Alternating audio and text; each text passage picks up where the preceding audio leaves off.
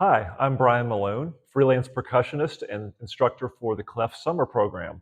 I'm here today to talk a little bit about conga drums and how they can be applied in a liturgical setting. First, I wanted to talk about kind of the positioning of the drums. There's a couple of different ways you can do this. I personally prefer to sit while I'm playing congas. They also make stands where you can stand, and the congas are elevated off the ground.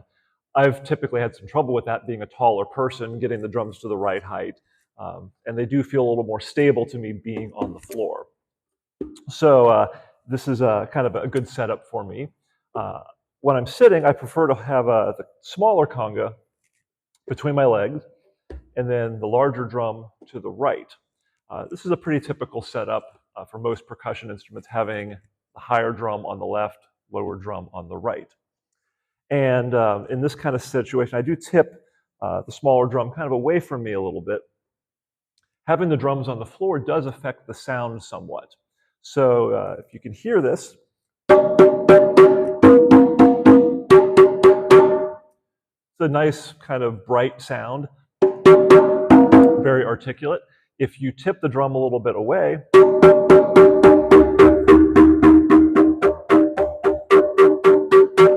the pitch of the drum changes somewhat, and also the resonance, the low end is elevated. So having the drums off the ground does affect that a little bit.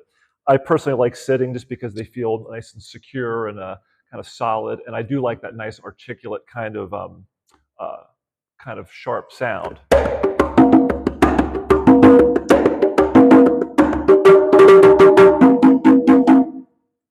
But how you set up the drums is completely up to you. The most important thing is being comfortable while you're playing.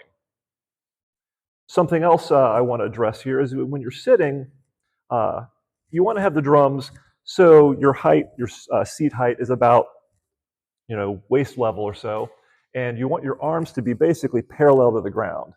You don't want to get in a situation where the drums are too high or they're too low. And so my forearms will be basically parallel to the ground. My hands will be basically an extension of my arm. Again, you don't want to bend your arm too much that way or this way. You want just a nice, comfortable, relaxed position. And for basic conga playing, I prefer what they call an open sound or open tone. And that involves striking the drum and bringing your hand off the drum immediately. When I was taking drum lessons when I was young, it was explained to me, you want to play a drum like you're touching a hot stove. You wouldn't come up and leave your hand on the stove. You'd want to bring your hand off immediately. So that looks like on these drums.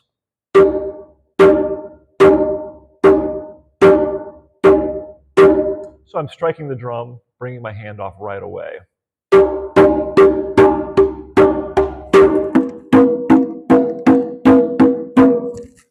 If you compare that with leaving your hand on the drums, it's a much more muffled, less resonant sound.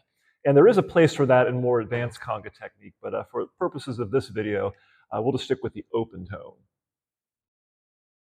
So I want to address playing conga drums in a liturgical setting in 4/4 time.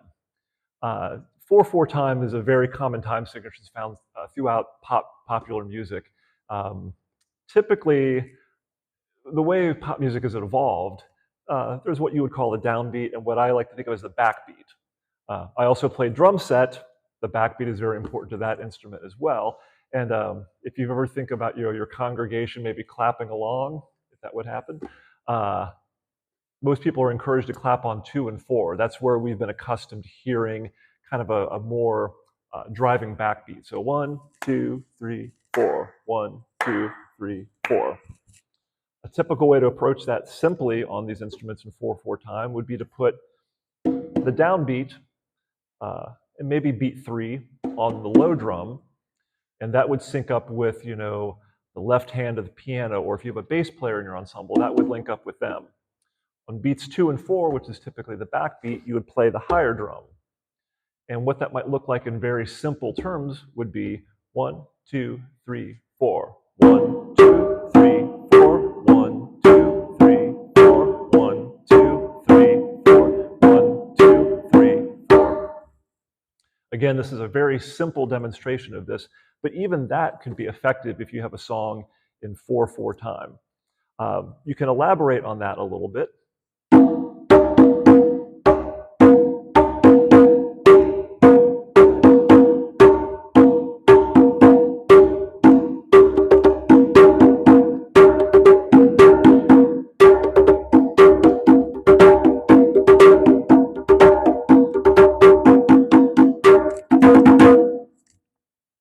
So if you're playing something that's a little more up-tempo, playing on beats 2 and 4 might be a good approach to do that with.